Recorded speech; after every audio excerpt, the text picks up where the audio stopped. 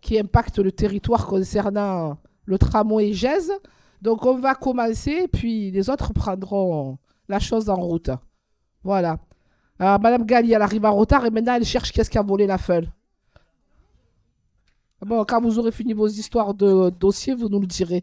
Bon, allez, en attendant, je passe la parole au plus jeune de la séance, à savoir Romain Pastor, pour procéder à l'appel.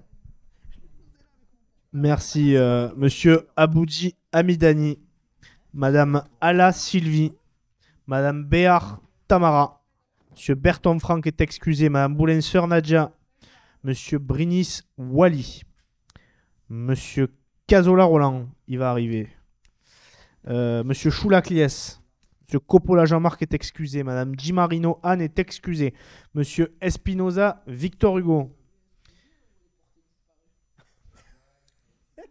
Madame Etoundi Zita est excusée. Monsieur Fadla Atab. Monsieur Fodé Amidou est excusé. Madame Frenzel Lydia. Madame Furas Josette est excusée. Madame Gali Samia. Madame Giacomoni Elisabeth. Madame Out Sabrina, elle arrive.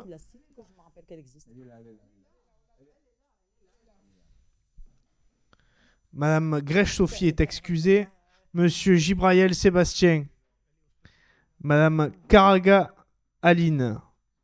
Madame Caranfilian Jacqueline. Monsieur l'Ancien Christian. Il est excusé. Madame Maheu Fabienne. Monsieur Mélan Gérard. Madame Mokhtari Férouz. Madame Naïtali Sabrina. Madame Pasquini Marguerite, Monsieur Pastor Romain ici présent, Monsieur Ramdan Edji, Monsieur Seloum Areski, Madame Souali Shaidachi, elle arrive, Monsieur Spinelli Gilbert, Madame Vestieux Catherine et Monsieur Yousfi Younes. C'est un accident. Je vous rends la parole, Madame le maire. Shaidachi, elle arrive, Sabrina Houd. Donc, le quorum étant atteint, nous pouvons commencer le conseil d'arrondissement. Je vais commencer par mettre à votre approbation le compte rendu du dernier conseil d'arrondissement, à savoir celui du 10 décembre. Qui est contre? Qui est pour? Il est voté à l'unanimité. Le rapport 1, c'est Madame Gali qui le rapporte. Oui, Madame la maire, il s'agit là tout simplement d'une mise d'un bail, en fait, une approbation d'un bail amphithéotique administratif au profit d'associations culturelles de la Castellane dans le cadre de d'une cession d'une parcelle qui permet tout simplement de relocaliser le lieu de culte, qui permet tout simplement de pouvoir ensuite démolir les bâtiments dans lesquels il s'est retrouvé. Donc ça s'appelle une indemnisation et ça fait partie du grand projet de rénovation urbaine, notamment de la Castellane. Merci. Madame Gali, y a-t-il des prises de parole sur le rapport qui vient d'être présenté? Oui, effectivement, c'était la condition sine qua non, effectivement, pour déloger, détruire et pouvoir ne pas bloquer le projet de réhabilitation de la Castellane. Donc, je le mets donc aux voix. Qui est contre? Qui s'abstient? Vous vous abstenez? Je vous attendais. Vous vous abstenez? Très bien. Donc, abstention. Alors, je ne sais plus. Vous parlez pour vous ou pour votre groupe? Vous êtes seul, donc pour vous. Il parle pour lui, donc c'est pour lui. Voilà, donc abstention de Monsieur Seloum. Voilà, il est donc adopté à la majorité. Le rapport 2, c'est Madame Gali de nouveau. Là aussi, il s'agit d'un projet dans le cadre de la rénovation urbaine. En fait, c'est l'acquisition d'une emprise foncière de 71 000 m² qui appartient à Irilia, qui vient donc au niveau de la ville de Marseille. Donc nous le récupérons pour pouvoir faire des aménagements sportifs, culturels, comme on l'avait promis aux habitants. Donc ça va permettre de lancer les travaux sur la Savine et permettre une amélioration, une qualité de vie. On a déjà concerté avec la population sur ce qu'ils souhaitaient, que ce soit les personnes âgées, que ce soit les jeunes, les enfants, les papas, les mamans. Donc je crois que là, on apporte quelque chose de nouveau. La question de la nature toiture aussi. Donc, c'est un projet qui est assez complet. Donc, ben oui, je suis très heureuse parce que depuis le temps, ben, je suis contente que enfin ça se fasse. Merci, Madame Gali. Oui, effectivement. Y a-t-il des prises de parole sur ce rapport? Oui, effectivement, c'est à l'issue d'une réunion de concertation, puisque tout ce qui a été décidé à la Savine et notamment dans d'autres endroits qui sont impactés par les projets en rue a fait l'objet d'une concertation avec les habitants, puisque l'idée, c'est de ne pas faire subir aux habitants des choix qui va les impacter tout au long de leur vie, mais de faire les choses avec eux. Effectivement, Madame Gali, vous avez raison, ça s'est passé, je crois, il y a la fin de l'année, hein, si mes souvenirs sont bons. Et parce que effectivement, réhabiliter le bâti, c'est important, mais il y a une vie aussi en dehors du bâti, et c'est important d'accompagner les habitants, quels qu'ils soient, et vous l'avez précisé, quelle que soit leur tranche d'âge, leur catégorie, pour pouvoir justement leur permettre aussi de vivre mieux leur cité, vivre mieux leur habitat, mais aussi vivre mieux leur cité. Donc, je mets aux voix ce rapport. Qui est contre? Qui s'abstient? Il est voté à l'unanimité. Le rapport 3, c'est de nouveau Madame Gali. Oui, donc bien sûr, dans ce rapport, j'associe Sébastien Gebrayel en tant qu'adjoint au sport à la ville de Marseille et Eddie Ramnan en tant qu'adjoint à la mairie des 15e et 16e arrondissements. Il s'agit là, comme vous savez, que sur l'aménagement, et je les en remercie d'avoir contribué et permettre que tout simplement on puisse lancer des études de faisabilité de travaux sur le stade Guerzo, dont on a besoin chaque équipement de notre secteur. Hein. Alors celui-là, il n'est pas dans une cité, mais il est aussi dans un lieu important. Il va permettre des aménagements assez sympathique autour du stade, dans le stade et autour du stade pour les habitants, puisqu'aujourd'hui il est en terre battue. Enfin bon, il n'est pas complètement aux normes, il n'est pas vraiment agréable, et on aura là quelque chose de complètement agréable. Donc je vous remercie, Madame la maire, de l'avoir permis de le transférer pour qu'on puisse justement lancer ces études et ces travaux, et bien sûr ensuite il reviendra à la mairie de secteur. Merci Madame Gali. Y a-t-il des prises de parole sur ce rapport? Oui, effectivement, on aura, grâce à l'engagement de chacun, et notamment du vôtre, Madame Gali, un terrain praticable, ce qui n'est pas le cas au moment où nous nous parlons. Mais nous, vous savez, on est prêt à tout transférer si après on nous le rend dans un état optimal, et ça sera le cas sur Guerzo. Je le mets donc aux voix. Qui est contre? Qui s'abstient? Unanimité. Le rapport suivant, c'est de nouveau Madame Gali.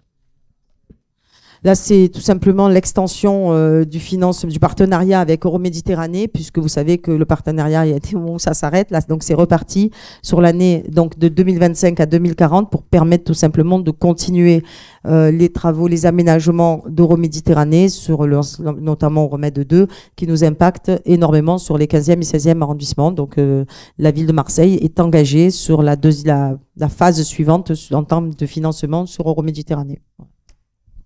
Merci Madame Gali. Des prises de parole. Oui, bon, c'est la continuité, j'ai envie de te dire. Et j'en profite pour dire justement qu'il y a conférence de presse sur le futur parc des Égalades qui doit se tenir de mémoire le 5 ou le 3 mars, enfin début mars. Mais tout le monde aura l'information. Et voilà. Et effectivement, c'est par l'intermédiaire de Euromède qu'on peut avoir effectivement ce parc des Égalades. D'ailleurs, nous avons participé au jury de concours fin décembre de mémoire, Madame Gali, où nous avons choisi exactement le prestataire. Voilà, donc ça avance, c'est sur les rails, et nous espérons que effectivement tout se passe dans les meilleures conditions. C'est ce que nous essayons de faire chacun et chacune à nos niveaux respectifs. Je mets aux voix ce rapport. Qui est contre? Qui s'abstient? Unanimité. Le rapport 5, c'est Madame Sabrina Hout. Le micro, Madame Hout. C'est un élément perturbateur, Madame Hout. Elle arrive en retard, elle parle sans le micro. Allez, Madame Hout. Bonjour, mes chers collègues. Alors, il s'agit de l'approbation de l'avenant numéro 3. Ce mandat a été complété par 2 avenants en 2019 et en 2021 afin de préciser l'évolution des travaux à réaliser ainsi que d'ajouter ou de retirer certaines adresses d'intervention de la liste initialement prévue. L'avenant numéro 3, c'est la convention de mandat relative aux missions confiées à la Soleam pour les études et travaux de sécurisation et confortement de restauration du clos et couvert ou de démolition d'immeubles communaux Il est donc proposé de soumettre à l'approbation du Conseil l'avenant numéro 3 à la convention de mandat numéro 2019-8052 confiée à la Soleam pour les études et travaux de sécurisation, de confortement et de restauration. Merci, Madame Hout. Y a-t-il des prises de parole sur ce rapport? Je le mets donc aux voix. Qui est contre? Qui s'abstient? Unanimité. Le rapport 6, c'est Madame Maheu qui le présente. Oui, bonjour à tous. Ça concerne l'attribution de subventions 2025 à 6 associations œuvrant en faveur de l'insertion professionnelle et de l'emploi, et notamment, Madame le maire, des personnes les plus éloignées de l'emploi et de la formation. Ces 6 associations donc, vont se partager 75 000 €. Je vais juste faire un petit focus sur une association qui œuvre dans les quartiers politiques de la ville qui s'appelle la Cravate Solidaire, qui lutte contre les discriminations à l'embauche avec un coaching personnalisé, CV, lettre de motivation, préparation aux entretiens. Voilà, je vous propose donc de mettre au vote. Merci, Madame Maheu, pour cette présentation. Y a-t-il des prises de parole sur ce rapport? À la fin du Conseil, j'aurai plus de voix. Je le mets donc aux voix. Qui est contre? Qui s'abstient? Unanimité. Le rapport 7, c'est de nouveau Madame Maheu. Oui, en préambule, je salue Madame Josette Furas, adjointe au maire de Marseille, et présidente de la mission locale pour son excellente présidence, et Monsieur Ramdam Eddy, également élu à la mairie de Marseille pour sa vice-présidence à l'école de la deuxième chance. Il s'agit d'attribuer des subventions de fonctionnement, cette fois-ci, pour 2025, à la mission locale, bien sûr, qui œuvre pour les 16-25 ans, 1 290 600 €.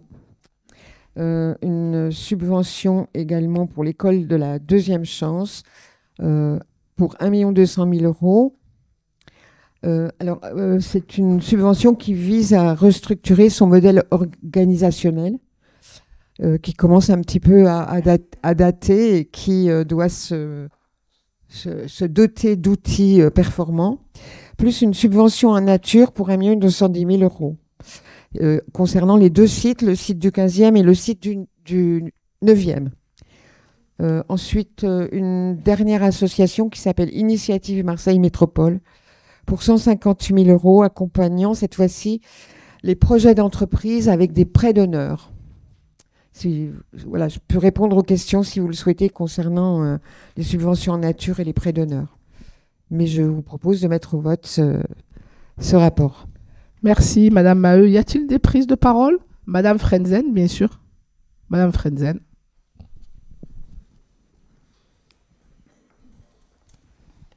Merci, oui. Je voudrais prendre la parole concernant la mission locale parce que la mission locale est en danger. Il faut que vous le sachiez. La mission locale, il y a un manque de 30% du budget sur toutes les missions locales marseillaises et alentours.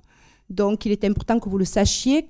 Par rapport à la région a arrêté sa subvention concernant les missions locales des 16-25 ans. Et c'est très grave parce que ça met en danger nos jeunes, y compris les nôtres dans nos quartiers, mais partout à Marseille, et les villes comme Septem ou autour, Plan de Cuc. Donc c'est important que tout le monde le sache, que la région a arrêté ces subventions-là, alors que c'est le premier, normalement, qui devrait œuvrer concernant la formation et concernant l'accompagnement des jeunes. Donc vraiment, c'est une alerte. Il y a eu plusieurs manifestations de la part des personnels pour dénoncer ce qui se passe, y compris dans le conseil d'administration où tout le monde est monté au créneau, y compris la présidence. Donc vraiment, c'est important que vous sachiez qu'on met en danger la mission locale pour des raisons politiques et c'est important que tout le monde le sache. Merci, Mme Frenzel. Monsieur Eddy Ramdan.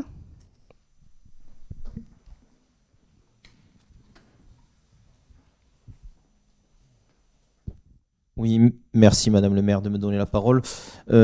Sur ces questions de jeunesse, bon, je ne participerai pas au vote puisque je suis vice-président de l'école de la deuxième chance et trésorier. Pour autant, sur ces questions de jeunesse, en effet, Lydia, c'est important de rappeler le choix politique qu'a fait la région sur les questions de jeunesse à l'école de la deuxième chance, à la mission locale. Et dans l'ensemble des sites, le CRIJ, je pourrais rappeler aussi le CRIJ sur le même sujet, et tout ce qui concerne la jeunesse. Lorsqu'on a un président de région qui a décidé de donner son avis sur une loi, la loi PLM, à 40 000 euros ces pensées, je pense que la jeunesse mérite mieux que ce choix politique. Donc, je voudrais juste rappeler que nous avons décidé d'augmenter notre budget jeunesse, que notre budget jeunesse va nous permettre, puisqu'il n'y est pas ici en mairie de secteur et qu'il s'agit des mairies de secteur aujourd'hui, nous avons décidé de faire un BAFA qui s'appelle BAFA Place aux jeunes citoyens. Ce BAFA va permettre ce BAFA à l'ensemble des jeunes de la mairie, des 8 mairies de secteur de travailler dans les mairies de secteur. C'est une première. La première, c'est que les jeunes qui sont mineurs vont pouvoir travailler, et ça a été fait avec les services RH de la ville de Marseille que je souhaite remercier. Donc voilà, les jeunes que vous allez mettre, qui ont entre 16 et 30 ans, sur les BAFA, 10 par secteur sur les 8 secteurs de la ville vont pouvoir travailler pour les mairies de secteur. Les inscriptions sont en cours, donc je voudrais juste dire que nous avons fait le choix de travailler auprès de notre jeunesse, de faire différemment de ce qui peut se faire puisque les CMA manquent de personnel, et aujourd'hui nous formons notre jeunesse pour qu'elle puisse travailler pour la ville de Marseille et pour les mairies, pour les 8 mairies de secteur, comme on l'a fait sur Deviens nageur sauveteur de ta ville. Je vous remercie. Merci, Monsieur Ramdan. Y a-t-il d'autres prises de parole? Je vais essayer de reprendre ce qui a été dit, et notamment par Madame Frenzen, et vous avez utilisé la bonne terminologie. Effectivement, c'est politique. Ce qui se passe aujourd'hui à la région, sur la question, effectivement, des missions locales, de l'école de la deuxième chance, tous les organismes qui travaillent ou qui sont amenés à travailler en direction de la jeunesse. Il y a un désengagement volontaire et politique de la région, mais pas que. Mais on pourrait aussi parler du désengagement du département sur la question des centres sociaux. Voilà. Donc il y a clairement un choix politique qui est porté par ces collectivités. Voilà. Comme quoi, vous voyez, il y a des moments dans la vie des habitants, ce sont les élections, il faut bien choisir. Hein. Il faut bien choisir parce qu'après, on est impacté. Et au moment où on parle d'insécurité, effectivement, il faut des moyens policiers, et ça, c'est très clair, sur ce territoire, mais ailleurs. Mais il faut aussi les moyens de prévention qui accompagnent. Et la prévention, ça se fait aussi notamment par le biais du centre social, notamment sur la question de l'accès à la formation, notamment sur la question de l'accès à la facilitation au marché de l'emploi, et notamment des associations que vous venez de citer, Madame Maheu, qui accompagnent les jeunes vers l'emploi. Donc, effectivement, c'est important de les dénoncer, même si nous l'avons dénoncé, et Josette Furas, en son temps, l'a dénoncé, je pense qu'elle le fera certainement elle l'a fait au conseil, mais ça, la connaissant comme nous la connaissons, nous n'en doutons pas. Et je pense qu'elle le dénoncera au conseil municipal. Et il faudra continuer effectivement, quelle que soit l'issue, à se mobiliser, à dénoncer ce qu'il se passe dans ces collectivités. Et vous avez raison, Madame Frenzel, rappelez quand même que la question de la formation et de l'emploi, c'est quand même la compétence première de la région. Donc on n'est même pas sur une politique volontariste, on est quand même sur une compétence première. C'est-à-dire que même sur ces compétences premières, des collectivités se désengagent. On verra ce que l'histoire retiendra de tout cela. Quant à vous, monsieur Edi Ramdan, effectivement, vous avez rappelé l'engagement de la ville de Marseille, mais effectivement, ici, même en mairie de secteur, même si nous ne sommes pas une mairie de plein exercice, nous avons porté aussi ces questions-là, notamment sur la question du BAFA citoyen avec Liège Choulac. Et nous avons effectivement mis en place des politiques volontaristes en direction des jeunes, que ce soit à la fois la formation, que ce soit à la fois le BAFA, que ce soit aussi l'accompagnement sur les questions effectivement d'emploi, mais aussi sur tout ce qui est plus ludique, comme Oxygène et d'autres dispositifs, parce que moi je suis convaincue que quand on occupe les jeunes, ils ne sont pas au bas des immeubles. Et c'est au bas des immeubles qui sont happés par la rue et par le trafic. Alors, de dire les choses, c'est très bien, de constater effectivement les choses, c'est très bien, mais c'est qu'est-ce qu'on fait? Et c'est ce que nous faisons, c'est ce que nous portons collectivement les uns et les autres. Et malgré le désengagement de collectivités qui en ont la compétence, nous continuerons les uns et les autres, nous l'espérons, et en tout cas, tant que nous aurons nous sommes mobilisés et engagés. En tout cas, nous avons l'ANIAC pour continuer à porter collectivement ces projets. Voilà. Donc, oui, nous devons, et je pense que nous comptons sur Josette qui le dénoncera au conseil municipal, mais il faut continuer à dénoncer quand même ce désengagement sur les compétences premières de la région. C'est quand même inacceptable ce qu'il se passe aujourd'hui. En attendant, nous mettons aux voix ce rapport. Qui est contre, qui s'abstient. Il est donc voté à l'unanimité. Le rapport suivant, parce que j'ai perdu le fil, 8, merci Monsieur Pastor. Et le 8... C'est encore moi, Madame le maire. C'est Madame Maheu. Merci, Oui. Madame Maheu. Alors, ça concerne la révision des périmètres scolaires par des ajustements à la rentrée prochaine pour adapter les capacités issues du plan école. Ça concerne 3 écoles, National Pommier, Vessière 1 et Joly-Manon. Pour notre secteur, il y aura donc un ajustement qui concerne le regroupement de l'école maternelle et de l'école élémentaire des Borel en un seul groupe scolaire. Cela a été approuvé par le conseil d'école et par les personnels. Concernant les périmètres scolaires de notre 8e secteur, il n'y a pas de modification prévue à la rentrée prochaine. La reconstruction et la réhabilitation et les réhabilitations qui sont prévues et dont les concertations ont eu lieu verront ce sujet certainement à l'étude en 2026. J'en profite pour saluer l'engagement, la présence de Samia Ghali pour toutes les concertations liées au plan école et aux reconstructions sur Marseille. Voilà. Merci, Madame Maheu. Y a-t-il des prises de parole sur le rapport qui vient d'être présenté par Madame Maheu? Madame Ghali, peut-être? Elle a été parfaite, nous n'en doutions pas, comme toujours. Bon, très bien. Donc, je mets donc aux voix ce rapport qui a été présenté de manière complète, comme toujours, par Madame Maheu. Qui est contre? Qui s'abstient? Unanimité. Rapport 9, c'est de nouveau Madame Maheu. Oui, ça concerne la constitution de servitude sur une parcelle au profit d'Enedis sur la traverse de l'école Oasis. Alors, ceci dans le cadre du plan école, bien sûr, et de la construction du groupe scolaire Oasis. Il faut donc accorder 2 servitudes pour le passage de 6 lignes basses et haute tension de 66 mètres de long et un ancrage d'un transformateur, le tout étant évalué à 801 € pour 152 mètres carrés. Merci. Oui, c'est quand La même mieux. lumière fut. Oui, c'est quand même mieux quand il y a la lumière, effectivement. Y a-t-il des prises de parole sur ce rapport? Bon, ça se passe de commentaires, donc je le mets donc aux voix. Qui est contre? Qui s'abstient? Unanimité. Le rapport 10, c'est Monsieur Pastor Romain. Merci, Madame le maire, mes chers collègues.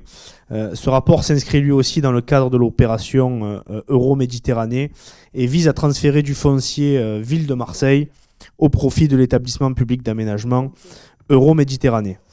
Le foncier concerné se situe dans le quartier des Crottes, plus précisément au niveau des 140, 142, 150 et 154 de la rue de Lyon et enfin du 67 avenue Félix Zocola. C'est là où se garaient à l'époque les petits trains touristiques qui montaient à Notre-Dame-de-la-Garde. L'ensemble de ces cessations foncières s'inscrit donc dans le cadre d'Euro-Méditerranée, dans une zone où on a vu ces derniers temps une véritable amélioration suite à l'arrêté municipal interdisant la vente à la sauvette. Et je crois qu'on peut se féliciter collectivement d'avoir mis fin à ce qui se passait sur Gèze. Je rappelle que la passerelle aérienne a été détruite et que les travaux du tramway s'accélèrent pour une livraison prévue à la fin de l'année. Merci, Monsieur Pastor. Des prises de parole sur ce rapport? Oui, effectivement, je pense que nous arrivons quand même aujourd'hui à arriver on est sur un bassin de vie apaisé, ce qui n'a pas toujours été le cas. Et j'en profite d'ailleurs pour vous dire que l'arrêté municipal contre justement la vente à la sauvette a été reconduit dernièrement par le maire de Marseille pour une durée de 2 mois. Vous avez bien compris que de toute manière, ça sera reconduit de manière, tant que ce sera nécessaire. Voilà, je n'allais pas dire tacite, puisque ça n'est pas tacite, mais de manière fluide, de manière à pouvoir continuer à être sur ce bassin de vie apaisé, où aujourd'hui le bus n'est plus bloqué pendant 45 minutes, comme ça a été le cas pendant très longtemps, où je rappelle les enfants ratés, notamment les lycéens, systématiquement la première heure de cours, ce qui est quand même quelque peu paradoxal dans une zone d'éducation prioritaire, comme je vous le rappelle. Je mets aux voix ce rapport. Qui est contre? Qui s'abstient? Unanimité. Le rapport 11, c'est Madame Sabrina Naïtali. Bonjour à toutes et à tous. Madame le maire, je représente le rapport 11. Ce rapport est porté par la Direction générale adjointe la ville de Demen, mission rénovation urbaine et quartiers prioritaires, politique de la ville, programme DSU. Elle concerne l'attribution de subventions et investissements et subventions en fonctionnement 2025. Monsieur le maire, sur la proposition de Madame l'adjointe en charge de la politique de la ville, soumet au conseil municipal le rapport suivant. Par délibération du 19 avril 2024, le conseil municipal a adopté le contrat de ville pour la période 2024-2030, constituant le nouveau cadre de la politique contractuelle en direction des quartiers les plus en difficulté et porteurs de caractéristiques et de dynamiques urbaines et sociales très diverses. Dans ce rapport sont nommées 7 associations, dont 2 du 15-16. L'association 321 pour un montant de 12 000 €, acquisition d'un camionnette plutôt, atelier tout-terrain. Et l'association Ligue de l'enseignement, opération d'investissement pour un montant de 70 457 €. Je vous propose de voter ce rapport. Merci. Madame Naïtali, merci. Y a-t-il des prises de parole sur ce rapport? Je le mets donc aux voix. Qui est contre? Qui s'abstient? Unanimité. Ah, pardon, abstention, je ne vous avais pas vu. Quand vous aurez fini, Monsieur Ramdan et Monsieur Cazola, vous nous ferez signe. Ouais, non, vous n'ouvrez pas la bouche, ça, vous êtes connu pour ne pas l'ouvrir. Donc, abstention de Monsieur Seloum. Le rapport suivant, je perds le fil. Le 12, merci Monsieur Fadla. Ça y est, c'est fini? Merci. Allez, Monsieur Ramdan. Je vous remercie, Madame le maire. Donc, il s'agit d'approbation de la deuxième répartition de subventions aux associations sportives portée par l'adjoint au sport Sébastien Gibrael. Donc, la deuxième attribution. Je vous demande de voter favorablement ce rapport. Oui, Madame Swahili, vous souhaitez intervenir?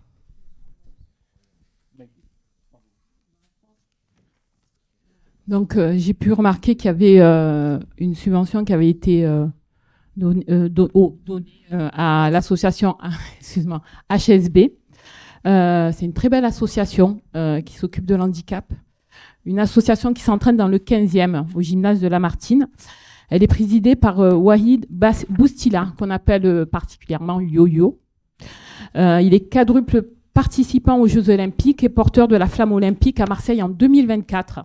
Donc c'est quand même une fierté de se dire qu'une association de notre territoire a pu avoir un président qui ait porté la flamme olympique en 2024. L'association œuvre activement pour faire découvrir et transmettre Handi Basket. Elle compte dans ses rangs plusieurs champions, dont certains natifs de notre territoire, et participe à de nombreux événements marseillais, tels que le Téléthon, l'Algernon, les dispositifs tremplin en sport. Le 1er mars, avec plusieurs partenaires, dont la mairie de Marseille, HSB organise une journée sportive et solidaire au gymnase Lamartine de 14h à 18h. Donc j'invite les élus de la mairie du 15-16 à être présents. Une initiation de découverte et de handicap à 18h et un match entre HSB Marseille et Luc Lille. Un petit rappel, en fait, je tiens énormément justement à cette association parce qu'il y a 20 ans, il y a la loi du 11 février 2005 sur la promulgation de l'égalité des droits et des chances qui a été faite. Donc ça fait 20 ans là déjà. Et malheureusement, l'handicap n'est pas trop pris en compte. Je suis contente que justement la ville de Marseille fait un travail exemplaire par rapport à l'handicap. Et donc je remercie Edi Ramdam et Sébastien Gibrael pour le travail qu'ils font. Et le fait de reconnaître justement l'handicap, je pense que c'est très important. Donc voilà, quoi, le 1er mars, je vous invite à être là et merci. Merci, Madame Swahili. Y a-t-il d'autres prises de parole sur ce rapport? Écoutez, je pense que vous avez tous été complets les uns et les autres, donc je vais le mettre aux voix. Qui est contre? Qui s'abstient? Unanimité. Le rapport 14, c'est Madame Vestieux. Non, le rapport 13, pardon, c'est Madame Swahili. Non, le 13, c'est moi. Le 13, c'est Madame Swahili. Et le 14, c'est Madame Vestieux. Suivez. Vous voyez, il ne suffit pas de parler entre vous le matin. Il faut suivre. Alors, le rapport 13, il s'agit de l'attribution de subventions à des associations de solidarité et de lutte contre l'exclusion. C'est l'attribution de subventions à des associations de solidarité de lutte contre l'exclusion. C'est la première répartition. Il s'agit de délibérer afin d'autoriser la dépense d'un montant de 1 373 378 € qui sera effectuée au titre de l'année 2025. Donc, dans notre secteur, nous avons le fonctionnement du centre d'hébergement et de réinsertion sociale. Il se situe au boulevard Magalon, dans le 15e, et est géré par le groupe SOS Solidarité. Il est ouvert depuis le mois d'avril 2023. J'ai eu la chance d'aller le visiter avec le maire de Marseille, Benoît Payan, Christian Lancien, qui est adjoint aux associations à la mairie du 15-16, et moi-même. Il remplace l'UHU de la Madragueville. Excusez-moi, ça me dérange, je parle, je suis désolée. Je vous explique, Madame Pasquini et Monsieur Ramdan. Vous allez vous arrêter, s'il vous plaît, parce qu'on aimerait pouvoir s'entendre. Voilà. Merci. Madame Swahili. Merci. Il remplace l'UHU de la Madragueville et il est composé de 163 places d'hébergement avec 24 studios pour hommes majeurs isolés, 173 en période hivernale. C'est un lieu magnifique, très bien restauré, que nous avions eu l'occasion de voir, comme je dis, avec le collègue. Après, il y a l'association Secours catholique qui travaille sur l'ensemble de Marseille et donc notre secteur aussi. Il y a ensuite l'association Vendredi 13, 40 000 € pour le fonctionnement de l'action d'aide alimentaire. Il existe depuis le 2 juin 2018, soit 7 ans. En 2024, c'est 120 000 rencontres et aides alimentaires, 220 000 personnes servies sous différentes formes, panier solidaire, distribution alimentaire aux étudiants et maraude. Et enfin, nous avons le restaurant du cœur pour l'ensemble de Marseille. Ils ont pas mal d'initiatives, comme par exemple le jardin d'insertion qui se situe dans le 133 boulevard de la Savine, dans le 15e arrondissement. L'objectif, c'est de permettre à des personnes en difficulté de retrouver une activité professionnelle tout en contribuant à la production de légumes pour les distributions auprès des bénéficiaires des Restos du Cœur. Donc, je le dis toujours et toujours, je vais encore le répéter, on a de la chance d'avoir des associations qui sont sur le territoire et qui font un réel travail. On est dans une période de crise. Dans nos secteurs, la crise, elle est encore plus importante.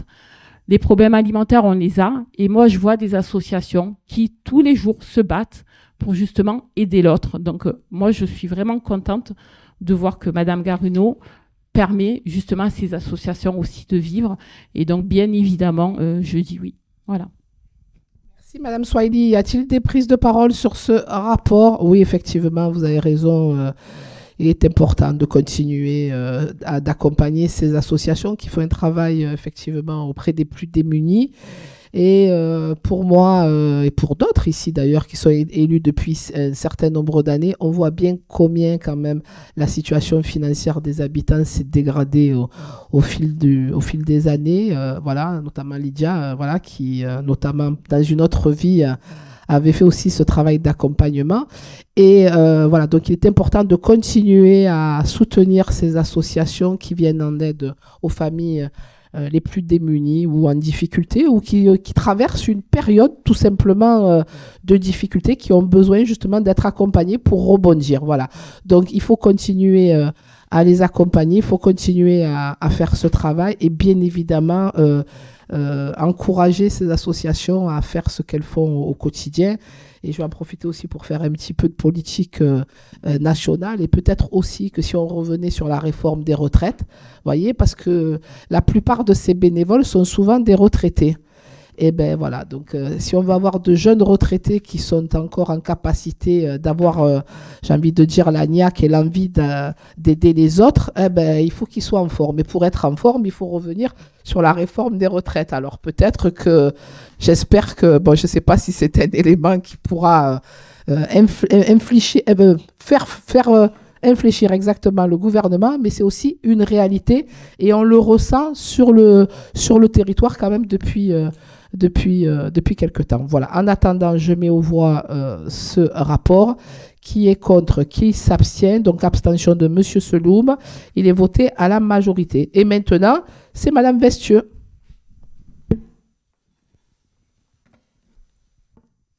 Merci. Madame le maire, chers collègues, je suis très heureuse d'enfin porter ce rapport qui émane de la direction générale adjointe de la ville de Demain et la direction foncière et immobilière, qui concerne l'approbation d'un bail amphithéotique administratif au profit de l'association Lieux Publics. En effet, ce rapport est le fruit d'un travail commun que nous avons mené avec Madame le maire, l'adjoint à la culture Jean-Marc Coppola et la nouvelle direction de Lieux Publics. Car depuis l'acquisition de ce site en 1999, la ville a aménagé ses anciennes usines huileries abeilles en cité des Arts de la Rue. Elle a mis à disposition ces terrains au profit de 10 structures associatives culturelles dédiées aux arts de la rue. L'association Lieux Publics, déjà installée sur les lieux et labellisée par le Centre national des arts de la rue et de l'espace public, a sollicité la ville pour réhabiliter le site et développer un projet global en lien avec la promotion des arts de la rue et la création dans l'espace public. L'association prévoit un montant d'investissement d'environ 10 millions d'euros avec un amortissement sur 25 ans. Et figurez-vous que ce dispositif d'investissement financier était totalement dépendant de l'octroi de ce bail. Ça fait de très nombreuses années qu'il demande, que nous demandons, et ensemble, nous avons enfin réussi à avoir cette signature qui va être on pourrait dire ça, mais qui va vraiment me permettre à la cité d'éclore et de s'ouvrir encore plus sur tous les quartiers. Je vous propose de voter de manière positive ce rapport. Merci Madame Vestieux. Des prises de parole sur ce rapport. Oui, bon, on vit quand même des choses extraordinaires dans le secteur. On avait découvert qu'effectivement, la Cité des Arts de la Rue n'avait pas de bail sur un lieu qu'elle occupait depuis des années. Alors, ce n'était pas la majorité actuelle, hein, je tiens à le préciser.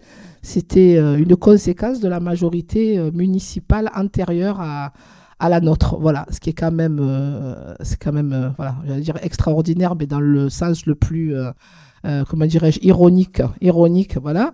Aujourd'hui, effectivement, c'est nous, la mairie de secteur, qui nous en sommes aperçus.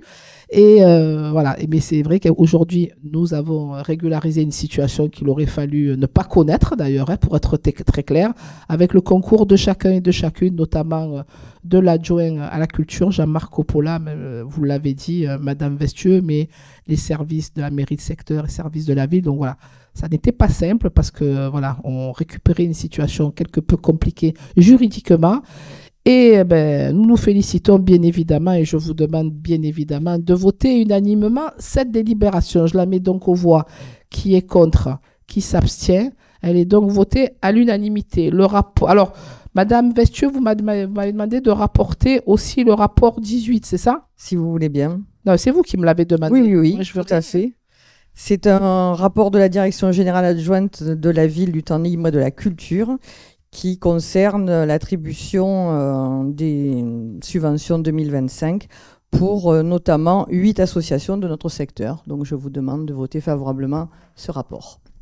Merci Madame Vestieux. Des prises de parole sur ce rapport?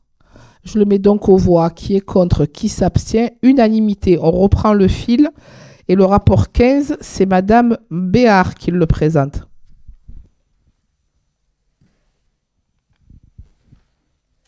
Madame le maire, chers collègues, bonjour. Donc, je vous présente le rapport sur les projets des lauréats de la première édition du budget participatif. C'est à titre expérimental que les quartiers nord, donc 2e, 3e, 13e, 14e, 15e et 16e, ont été dotés d'un dispositif pour proposer aux habitants des budgets participatifs. C'est un processus de démocratie qui se déroule donc à hauteur de 500 000 € par secteur pour cet essai. 45 projets ont été présentés au vote et au total, 10 projets lauréats ont été désignés, dont un projet intersecteur sur la biodiversité pour installer des abris pour la biodiversité. Et sur le 15-16, donc spécifiquement, un thème qui est travaillé au quotidien sur la voirie, la revalorisation et la réhabilitation des traversées piétonnes dont nous manquons cruellement au niveau des connexions interquartiers. Notre arrondissement est réfléchi en fait en termes de voirie et de communication de voirie, tout en suivant un axe nord-sud, pardon. Et donc les traversées piétonnes sont un enjeu vraiment très important à hauteur de notre secteur. J'espère que tout ceci sera donc continué à réfléchir avec les habitants. On a aussi les parcs vivants pour petits et grands, donc pour aménager des espaces de convivialité sur les parcs du secteur. Et ensuite, une partie, donc un parcours sera tracé le long de la promenade du canal avec des points d'information pour les promeneurs. C'est un équipement qui pourra être mis en valeur vraiment au long cours sur toute la longueur de sa présence. C'est aussi une occasion unique de mettre en valeur un des biens communs qui est très présent sur notre secteur, c'est-à-dire l'eau. Donc ces projets seront déployés sur 24 mois à hauteur d'un budget de 700 000 € pour 2025 et de 800 000 € pour 2026 sur les 3 secteurs. Et nous espérons bien voir les améliorations liées à ce rapport. Je vous propose de le voter favorablement. Merci Madame Béard. Y a-t-il des prises de parole sur ce rapport? Donc vous avez été complète effectivement, et sur la question effectivement de favoriser les chemins piétonniers, je cherchais mes mots, interquartiers, au moment où effectivement nous avançons sur la question du tramway, il faut aussi effectivement que la question des chemins piétonniers sécurisés et apaisés soit effectivement envisager, que nous les travaillons. Et nous comptons, Madame Béard, sur votre pugnacité légendaire et sur votre mobilisation pour le territoire, pour veiller au grain. Et nous savons que vous veillerez au grain. Enfin, moi, j'en suis persuadée. Je mets donc aux voix ce rapport. Qui est contre? Qui s'abstient? Unanimité. Le rapport 16, c'est M. Cazolà qui le présente. Merci, Madame la maire. On nous demande d'approuver un rapport des plus classiques, puisqu'il s'agit d'une convention de sous-occupation temporaire du domaine public maritime, du hangar du Saga, le hangar de Saga qui est situé sur l'espace Mistral à l'Estac. Donc, convention entre la ville de Marseille et les compagnons du Saga, bien évidemment. Il faut voter ce rapport. Simplement, permettez-moi de faire juste quelques précisions, parce que pas tout le monde sait ce qu'est le Saga. C'est le sous-marin d'assistance à grande autonomie. C'est un héritage historique et maritime, puisque nous avons à faire là une transmission du savoir-faire maritime et technologique. Alors, je ne vais pas vous faire toute l'histoire du Saga, pas vous raconter toute l'histoire.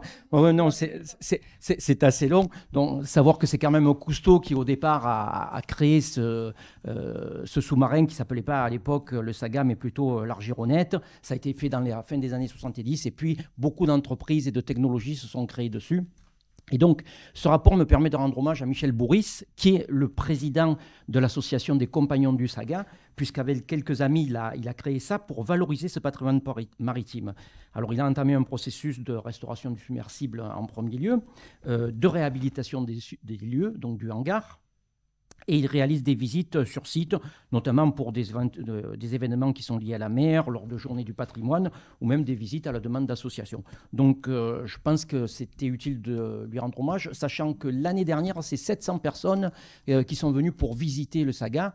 Donc, je trouve que c'était bien de le saluer lors de ce rapport. Je vous demande donc d'approuver ce rapport. Merci. Merci, Monsieur Cazolà. Madame Maheu. Oui, Madame le maire, Monsieur Cazolà, merci. Pour ma part, je resterai quand même très attentive aux actions de l'association Les Compagnons du Saga, qui s'engage dans ce rapport à développer des événements, des expositions, des informations et une sensibilisation à l'environnement marin. Et j'y resterai très attentive, surtout en direction des scolaires et des lycéens, parce que nous avons à l'Estac un lycée qui travaille sur les métiers de la mer, ce qui n'a donc jusqu'à présent pas été le cas. J'entends bien évidemment que lors de la journée du patrimoine, le hangar est ouvert et qu'on permet à 700 personnes de visiter, mais j'attends également ces événements, ces expositions et tout ce travail qui est proposé dans ce rapport dont j'ai lu attentivement les objectifs. Alors moi, je voudrais faire quand même un rapprochement avec le Fortin de Corbières, actuellement loué. Et je serais particulièrement favorable au déplacement du Saga pour qu'il devienne enfin visible et accessible à tout public et non engardé par ses passionnés. Je suis sans doute peut-être sévère, Madame le maire, mais je reste attachée au projet que nous avions formulé avec le Fortin, projet de faire un espace dédié au monde marin, aux richesses et à la protection de la Méditerranée, à l'histoire des sports nautiques et des activités nautiques, que ce soit la plongée comme la protection des fonds et des espèces. J'aurais aimé qu'un espace ludique, pédagogique, instructif puisse permettre à toutes les personnes de 3 à 103 ans de visiter quelque chose qui ressemble à ce que nous avions projeté alors. Ça n'a pas été retenu et je le regrette. Et j'appelle vraiment de tous mes voeux ce rapprochement entre le Fortin et le Saga et pour la création de cet espace dédié à la mer. Merci Madame Maheu. Je crois que Monsieur Cazolà voulait reprendre la parole. Oui, juste, je ne vais pas m'opposer à ma collègue Madame Maheu, puisque nous sommes sur la même longueur d'onde, donc il n'y a aucun problème. Je voulais simplement préciser que les deux sites n'ont vraiment absolument rien à voir entre le Fortin et le hangar du Saga et ses activités, et que en ce qui concerne le Saga, les scolaires ne peuvent pas être accueillis dans de bonnes conditions parce que ce sont des conditions de sécurité. L'association ne vit que par le peu de subventions qu'elle a. Elle est très très peu aidée et donc il faudrait des aménagements structurels pour pouvoir accueillir beaucoup de monde. Et je crois qu'il faut rendre hommage à cette association qui accueille le maximum de personnes qu'il est possible d'accueillir. Ils sont ouverts à toutes les demandes, mais bien évidemment, ils ne peuvent pas répondre à tout pour des raisons de sécurité. Donc je ne voudrais pas qu'on se méprenne là-dessus parce que c'est une belle association et il faut la soutenir et je pense qu'on sera là pour cela. Merci. Merci, Monsieur Cazolà. Alors bon, mon rôle justement de maire, c'est d'arriver à équilibrer les choses. Et je crois que ce que vous dites, Monsieur Cazolà, et vous, Madame Maheu, est complémentaire et n'est pas en opposition. Les choses ne sont pas en opposition. Alors effectivement, là, on est sur une occupation, une convention sous occupation temporaire du domaine public, et bien évidemment que nous allons la voter. Et ça n'est pas du tout le travail de cette association qui est remis en question, Monsieur Cazolà, parce que nous connaissons à la fois leur engagement et leur passion pour le Saga. Vous avez fait un petit historique, même si vous pour expliquer effectivement la genèse du Saga. Mais parallèlement, il faut, je pense, effectivement aller plus loin. Mais au-delà de l'association, ou peut-être accompagner davantage l'association, parce qu'on ne peut pas avoir, effectivement, au regard de ce que vous avez dit, Monsieur Cazolà, et de l'historique du Saga, je crois qu'effectivement, 700 personnes qui se sont appropriées, j'ai envie de dire, cet outil historique, c'est très bien, mais je pense qu'on peut aller au-delà de 700 personnes. Et je pense qu'effectivement, il faut parler aux plus jeunes. Alors, les 103 ans, Madame Maheu, moi, à 103 ans, j'espère être au fond de mon lit, hein, ou ailleurs d'ailleurs. Mais plus sérieusement, je pense qu'effectivement, il faut travailler avec les scolaires. Et le Fortin, moi, je l'avais dit en son temps, et pour ceux qui siégeaient avec moi en 2014-2020, notamment Madame Frenzel, Monsieur Cazolà, vous vous souvenez combien je m'étais opposé à la convention, puisque voilà, on a quand même fait une convention discount, hein, excusez-moi de le dire de cette manière-là, avec sur un bâtiment municipal de très très grande qualité, pour permettre l'organisation de mariages, de fêtes privées. Voilà. Aujourd'hui, on est sur une convention de mémoire qui court jusqu'en 2027. Nous avons essayé de la casser juridiquement, mais a priori, c'est compliqué. Alors, nous sommes en 2025. Nous avons encore 2 ans à supporter, je le dis de cette manière-là, parce que nous supportons une situation qui est quand même une situation qui est injuste pour les habitants, parce que le Fortin, c'est d'abord et c'est surtout un équipement municipal, ce qui veut dire, et culturel, et qui a vocation à être à la disposition des Marseillais et des Marseillaises, et notamment ceux du 15-16. Et oui, sur la question du Saga, il faut travailler avec la question du Fortin. Et oui, et nous avions d'ailleurs, quand il avait été envisagé de casser cette convention, nous avions, avec le service de la culture, avec le service de Madame Maheu de l'animation, présenter un projet autour de l'environnement, autour de la mer, pour parler aux plus jeunes, aux plus petits. Voilà. Donc, en attendant, bien évidemment, on ne va pas s'opposer à cette délibération, parce qu'il n'en est pas question, bien évidemment. Mais il faut dès maintenant, pour 2027, commencer à continuer et pourquoi pas avoir un projet pédagogique estampillé éducation nationale, un petit peu comme pour le tiers-temps pédagogique au chalet, où nous accueillons les primaires et les maternelles du territoire, faire en sorte d'accueillir les maternelles et les primaires. Voilà. Parce que moi, je veux bien tout entendre, hein, mais le meilleur moyen quand même de parler à la fois d'histoire du territoire, de la culture, de l'environnement, de la mer, c'est de parler aux plus jeunes. Et les plus jeunes, c'est quoi? C'est par le biais de l'école. Voilà. Donc, je suis d'accord avec vous, Madame Maheu, mais je suis aussi d'accord avec Monsieur Cazola. Vous voyez, je suis la Suisse ce matin. Pour effectivement, sur le travail qui est entrepris depuis des années par l'association. Ça, il n'y a pas de débat. Mais je pense qu'on ne peut pas se satisfaire. Et parce qu'il faut dire les choses aussi, on ne peut pas se satisfaire sur une commune de plus de 800 000 habitants, sur un secteur à terme de 120 000 habitants, de 700 visiteurs par an. Effectivement, si on fait le ratio, je pense qu'on est quand même sur un ratio qui est très petit. Voilà. Donc, pour autant, je vous demande bien évidemment de voter favorablement cette délibération. Je la mets donc aux voix. Qui est contre? Qui s'abstient? Unanimité. Le rapport 17, c'est M. Pastor.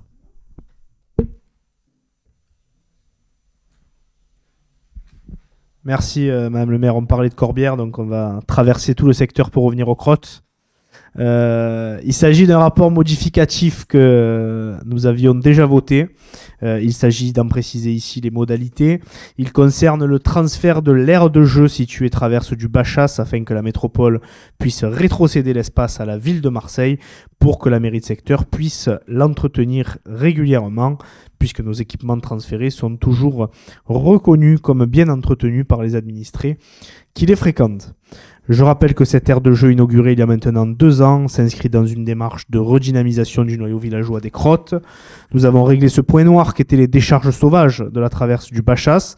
La place Moncada sera livrée bientôt par les services d'Euroméditerranée, tandis que diverses offres de logements vont naître sur ce secteur, que ce soit au niveau de l'actuel parking Bougainville ou au niveau de l'ancien complexe industriel de la Tulipe, boulevard Christophe Moncada, avec un projet qui mêle création de logements, de start-up ou d'ateliers de formation au hip-hop et au street art.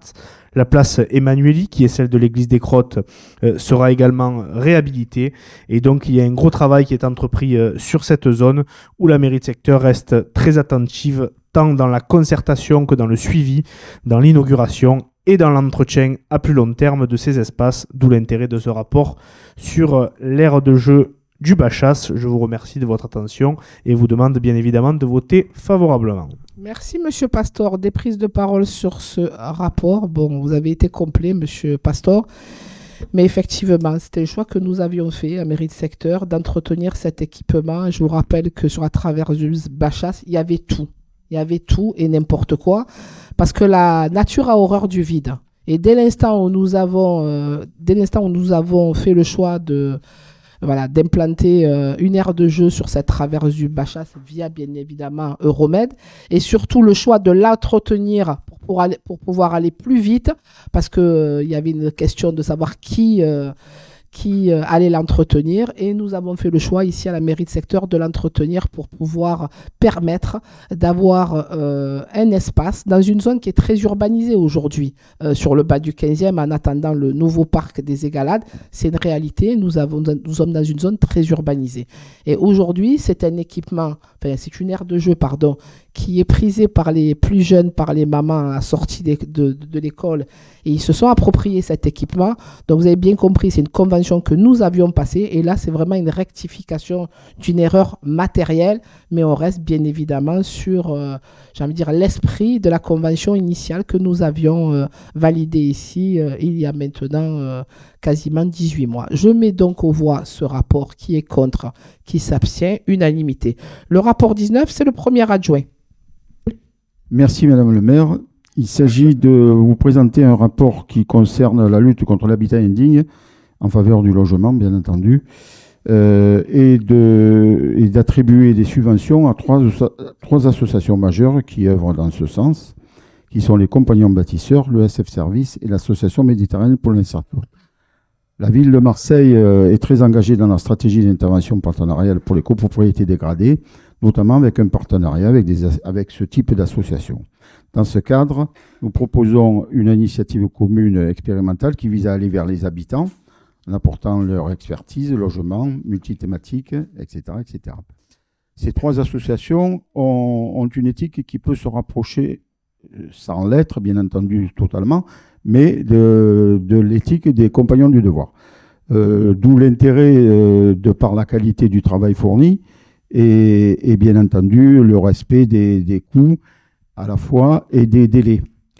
Donc, dans ce contexte, il est proposé que la ville de Marseille subventionne ces trois associations à hauteur de 110 000 €, soit 33 000 € pour les Compagnons Bâtisseurs, 33 000 € pour ESF Service et 44 000 € pour l'association méditerranéenne pour l'insertion par le logement. Voilà, je vous demande donc de voter favorablement pour ce rapport. Merci, monsieur le premier adjoint. Y a-t-il des prises de parole? Ben, vous avez été complet, donc ça se passe de commentaires, monsieur le premier adjoint. Donc je mets aux voix ce rapport. Qui est contre? Qui s'abstient? Unanimité. Le dernier rapport, le rapport 20. Non, pardon, l'avant-dernier. Non, pardon, le rapport 20. Je fais, ouais, mais moi, contrairement à vous, monsieur Cazolà, j'ai des circonstances atténuantes. Je suis malade. Donc le rapport 20, c'est madame Béard. Donc pour le rapport 20, il s'agit de voter la substitution de la ville de Marseille au propriétaire d'un terrain à la montée des usines, propriétaire qui s'appelle Rosilex, qui est aujourd'hui en liquidation judiciaire. Les carences, donc, tant en termes de mise en sécurité qu'en termes de résolution du risque grave et imminent qui a été constaté de multiples fois, à la fois par les experts donc de Rosilex, du liquidateur judiciaire, et par les experts de la ville de Marseille. Donc toutes les études géotechniques ont confirmé ce danger grave et imminent. Donc les travaux d'urgence seront réalisés à hauteur de 200 000 €. Le coût des travaux donc sera engagé par la ville de Marseille en substitution du propriétaire, à savoir que cet accès au quartier des Rios a été très compliqué à gérer avec les habitants qui ne comprenaient pas la fermeture et la mise en sécurité par la ville de Marseille. Il faut savoir que c'était avant tout pour les protéger, et je vous remercie Madame le maire de nous avoir permis collectivement de remonter ces faits à Monsieur Jean-Pierre Cochet, qui a été très réactif sur ce dossier en prenant donc cet arrêté de mise en sécurité et de fermeture de la voie en substitution donc du propriétaire privé qui n'a pas eu les moyens, qui n'a pas mis les moyens pour le faire. Voilà. Je vous demande de voter favorablement ce rapport. Merci Monsieur Spinelli, et après Monsieur Pastor. Oui, mais merci pour apporter quelques éléments à la fois historiques et techniques sur ce lieu. Ce territoire était un site industriel qui était partagé entre les établissements Atokem et les établissements Penaroya. Il faut savoir que l'usage était acquis par les habitants qui jouent cela, parce que ce sont des cités ouvrières dont le personnel était employé sur ces deux sites industriels, et l'usage était que la pratique se faisait par cette montée des usines et déambuler à travers l'usine, ce qui n'était pas toujours très rassurant, mais c'était l'usage. Techniquement, tout ce territoire aujourd'hui est déclaré inconstructible. Il faut savoir que le caractère de pollution a deux axes. Le premier, c'est la partie supérieure qui était le territoire de Penaroya, qui est une pollution à partir de minerais, donc une pollution de solides, de poussières diverses et variées, de plomb, de nitrate, etc., etc. Et ce sont de la poussière. Et la poussière, c'est très difficile à supprimer. Ensuite, la partie inférieure, c'est la partie Kuhlmann, donc Atokem ex-Kuhlmann, qui était l'exploitation de produits chlorés. Et là, ce sont des liquides. Donc le chlore, la soude et le soufre, l'acide sulfurique. Et là, on a affaire à une pollution mécanique, c'est-à-dire que tout le sol et le sous-sol de ce lieu est perforé, quoi. Il a un affaiblissement de tenue mécanique qui est absolument impossible à pratiquer, quoi. D'où les écoulements d'eau qui se produisent de la partie supérieure vers la partie inférieure détruisent en partie la roche qui est une roche granit et calcaire, et donc d'où les fameux éboulements. C'est extrêmement dangereux et les propriétaires se doivent, c'est quand même des propriétaires issus de l'industrie, se doivent de réconforter et de conforter toute cette zone. Voilà. Merci, Monsieur Spinelli, Monsieur Pastor et après Monsieur Espinosa. Merci, Madame le maire. Ce rapport, il est important et vous savez mon appétence pour l'histoire. Il a une dimension historique puisqu'il nous rappelle l'histoire industrielle de nos quartiers et surtout la désindustrialisation qui touche plus largement notre pays. Ce rapport, c'est celui qui rappelle que les fermetures de Kuhlmann, de Penaroya ont engendré des délaissés de voiries, puisque ces voies sont toujours privées, propriétaires des usines, et qu'on se retrouve ici avec un industriel endetté, qui est Rosilex, qui n'est pas en mesure de réaliser les travaux sur sa propre route qui permet de désenclaver les cités situées sur les hauteurs de Rio à la montée des usines. Étant donné la difficulté de circulation sur la place du centre, bien que notre centre d'animation y soit par ailleurs très dynamique, les difficultés de circulation sur la rue Étienne Colombel, où le double sens est quasiment impossible, eh bien, je crois qu'il était nécessaire que la collectivité publique, ici la mairie, se substitue à l'industriel pour la réalisation des travaux. Et bien que ce soit coûteux, je crois que c'était un signal important à envoyer pour les habitants de Rio, dont beaucoup ont été ouvriers ou sont fils d'ouvriers, ayant fait tourner ces usines. D'ailleurs, je salue la présence citoyenne de la présidente du CIQ de l'Estaque-Plage, Samia Medeles, qui est une enfant de Rio. Merci, Monsieur Pastor. Monsieur Espinosa. Oui, oui, bonjour à tous. Oui, là, je voudrais faire une remarque qui est importante pour moi.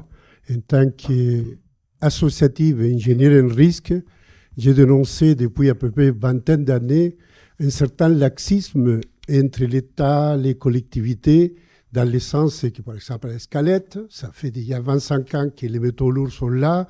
Il y a plein d'endroits en France, et même en la région, et même partout, dans lesquels prendre ces terrains, ça coûte 20 fois, 30 fois, 40 fois, parce qu'il faut décontaminer. C'est selon la loi. Donc, il y a un certain laxisme, on s'envoie l'aval del privé au public, à la mairie, tout ça. Donc, il faut bien reconnaître que c'est une bombe à retardement. Un jour, ce type de métaux lourds, par exemple l'Escalette, il va toucher la mer. Donc, ça, pour moi, c'est important. Et je profite de ce rapport aussi pour vous dire aussi que les démolitions en Marseille, si on fait une démolition quand il y a de l'amiante, vous savez très bien que ça coûte très, très, très cher. Et comme ça coûte très cher, des fois, on a tendance à faire des démolitions sans tenir compte quand il y a de l'amiante. C'est la même chose. Il y a des risques qu'il faut tenir compte. Et c'est pour ça que dans ce rapport, je voulais juste signaler ces deux points qui, pour moi, sont importants. Merci, Monsieur Espinosa. Y a-t-il d'autres prises de parole? Madame... Attendez, il n'y a pas de souci, vous la prendrez, Madame Frenzel. Madame Frenzel et après Madame Béard. Allez-y, Madame Frenzel. Prenez le micro. Oui, juste pour préciser quand il y avait Métal Europe, quand même, il y avait eu une condamnation qui avait obligé à dépolluer quand même le haut du site. Et que quand même, il y a eu des choses de fait parce qu'on s'est quand même mobilisé il y a quelques années, je ne sais plus combien d'années d'ailleurs, mais je ne me rappelle plus. Mais en tout cas, il y avait eu des mobilisations concernant cette pollution et il y avait eu de la dépollution parce qu'il y avait du mercure. Je ne dis pas que dans l'eau, il n'y en a pas toujours, puisqu'on n'a pas remué les pierres, parce que chaque fois qu'il pleut, évidemment, ça coule dans la mer, ça c'est le risque, mais quand même, il y avait eu des mobilisations pour dépolluer, et Métal Europe avait été condamné. Merci Madame Frenzel pour ce rappel. Madame Béard, et après je conclurai. Juste préciser aussi que nous soutenons le travail de Monsieur Cochet, qui doit contacter donc, à l'issue de cette procédure de mise en protection, les différents propriétaires sur toute la longueur de la voie pour permettre donc à la circulation publique de se faire de façon fluide et légale et faisant en sorte donc de désenclaver tout le haut du quartier des Rio. Merci, Madame Béard. Alors, bon, beaucoup de choses ont été dites. Mais, alors, je vais reprendre ce que Madame Frenzel a dit sur la question de la mobilisation il y a quelques années qui a permis la dépollution en partie. Parce que je vous rappelle quand même, et je parle sous le contrôle du premier adjoint qui a eu une autre vie d'ingénieur spécialiste sur ces questions-là, où effectivement, on est sur une pollution, sur un foncier où il y a une pollution qui est extrêmement lourde. On parle de chrome 6, d'arsenic. Voilà. On est vraiment sur quelque chose de très, très lourd. Et même si effectivement il y a eu une dépollution, on peut considérer que ça a été une dépollution partielle au regard de la pollution sur l'ensemble du site. Pour autant, effectivement, c'est notre mobilisation à l'époque qui avait permis effectivement de pouvoir obtenir cette dépollution partielle. Et aujourd'hui, de la même manière, c'est notre mobilisation ici en mairie de secteur. Je voudrais vraiment saluer le travail de Tamara Béard qui a porté ce dossier pour la mairie de secteur en collaboration avec les services de la ville, notamment les services de Jean-Pierre Cochet, qui a très vite compris, parce que bon, effectivement, on l'a fermée, cette voie. Mais cette voie, le fait de la fermer, parce qu'il y avait une nécessité effectivement de la fermer pour des raisons de sécurité, on peut le dire, a occasionné sur les Rios la révolution, on peut le dire de cette manière-là, mais une révolution qui est quand même justifiée parce que ça a créé des problèmes de circulation énormes. Et c'est ce que nous avons fait remonter à Jean-Pierre Cochet, qui a bien compris l'importance d'intervenir parce qu'il y avait une défaillance. Alors il y a ceux qui diront que le propriétaire et en l'occurrence le liquidateur n'avait pas les moyens de le faire. Et puis moi je vais vous dire, moi j'ai une autre version. Il y a aussi le liquidateur qui considérait que faire des travaux n'apportait aucune plus-value au foncier. C'est aussi une réalité. Enfin, quoi qu'il en soit, il y avait un désengagement du liquidateur et du propriétaire, enfin du liquidateur en définitive, d'intervenir et de faire les travaux qui, effectivement, je ne sais plus qui l'a dit, je crois que c'est Tamara, qui s'élèvent à 200 000 €. Et c'est ce que nous avons demandé à la ville de Marseille, par l'entremise de Jean-Pierre Cochet, de faire en sorte que la ville de Marseille se substitue. Et cette délibération marque justement le fait que la ville de Marseille se substitue au propriétaire, donc au liquidateur du site, pour pouvoir faire ces travaux. Et nous avons fait en sorte que ça soit fait maintenant, parce que l'idée, c'était de faire les travaux, parce que les travaux de mémoire, je crois qu'il y a entre 15 jours et 3 semaines de travaux. L'idée, c'est que les travaux soient réalisés avant la période estivale. Parce qu'au moment où tout le monde va aller sur les plages de Corbière, et nous savons combien nos plages de Corbière ont du succès, je n'ai pas envie que nous vivions un drame sur le territoire. Donc, merci à chacun et à chacune d'entre vous. Merci pour le rappel, messieurs Spinelli et monsieur Pastor, et madame, Frenzen. Et merci, Tamara, pour ton engagement sur ce dossier. Et je vous demande bien évidemment de voter favorablement ce rapport. Je le mets donc aux voix. Qui est contre? Qui s'abstient? Il est donc adopté à l'unanimité. Et le dernier rapport, c'est madame Maheu. Oui, merci. Pour expliquer en préambule de ce rapport, hein, voilà. Donc, vous n'êtes pas sans savoir que l'école maternelle Boisseau a rencontré des problèmes structurels du bâti scolaire, avec des fissures qui se sont considérablement ouvertes suite aux pluies dévastatrices du mois de novembre. Et donc, pour faire les travaux et pour sécuriser l'école, il faut pouvoir faire ce qu'on appelle des carottages, aller dans le sol profondément pour voir ce qu'il y a dessous et pour voir comment on peut réparer. Hein, donc, il n'était pas question, pendant ces travaux, qui sont longs et bruyants, de laisser les enfants dans l'école. Donc, les grandes sections, parce qu'on parle de maternelle, hein, grandes sections, donc les 5 ans, et les moyennes sections, une partie des moyennes sections sont relocalisées à l'école Condorcet.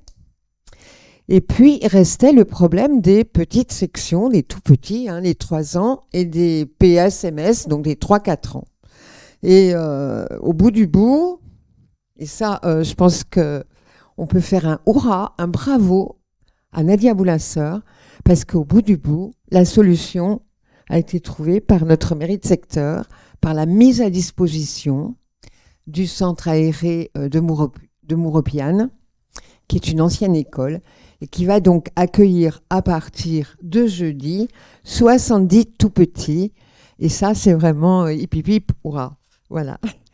Alors, pourquoi je vous ai dit tout ça? Parce qu'il faut faire un avenant à la convention de la délégation Sodexo pour la restauration scolaire, pour élargir le périmètre et que Sodexo puisse livrer la cantine de la pseudo-école maternelle de Mouropiane à compter du 25 février. Et donc, et une partie aussi supplémentaire pour l'école Condorcet qui va accueillir donc 40 petits en plus. Voilà.